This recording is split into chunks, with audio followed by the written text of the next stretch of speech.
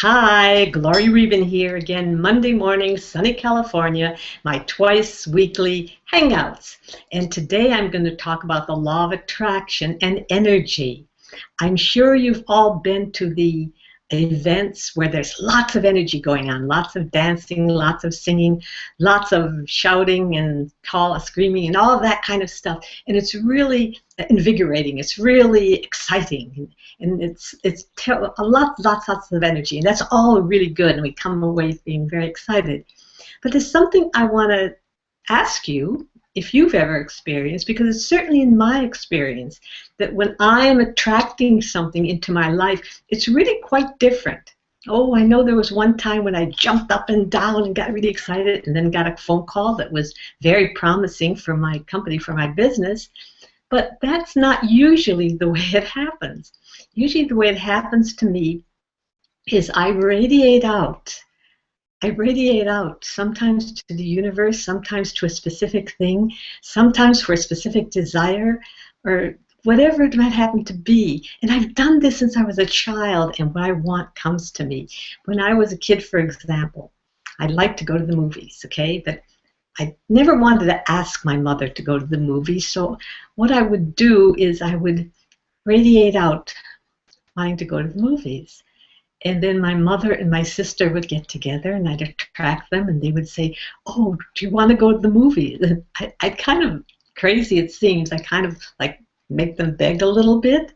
Meantime, like, yes, I want to go to the movies. And then I finally say, yes, I'll go to the movies. Of course, they didn't want to go without me because I was younger, and they didn't want to, my mother wouldn't leave me home alone. So I noticed that back then. And since that time, that same kind of radiating out from here to the universe.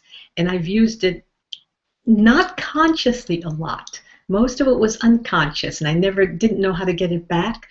But I would radiate something like, I remember a couple of times I was at a small event, and I would know that I was going to win something. I know my number was going to be called for the door prize. And like that happened like twice. And I knew, and of course, I wasn't at all surprised when I got the prize because I knew it was coming. It's that belief is very, very important. I wasn't always able to do that belief, create that belief consciously. And I know another time when I was sitting next to a friend of mine at an event that had about 700 people in it, and she was kind of like leaning forward and was listening kind of carefully while a prize was being offered, the number was being called. And when the number was called, she said, "I won," and got up and went to the stage and got the prize. And when she came back, she sat down and she said, "I don't know why it is, but whenever there's a prize like that given at a big event, I always win." The law of attraction at work. It's very, very important to have that belief. If you don't believe you can win it, and you radiate out the energy that you're wanting to win it, and if you don't believe it, then that's when you get contradictory messages being sent into the universe. Yes, I want this, but I don't know if I can get it. So belief is of primary importance.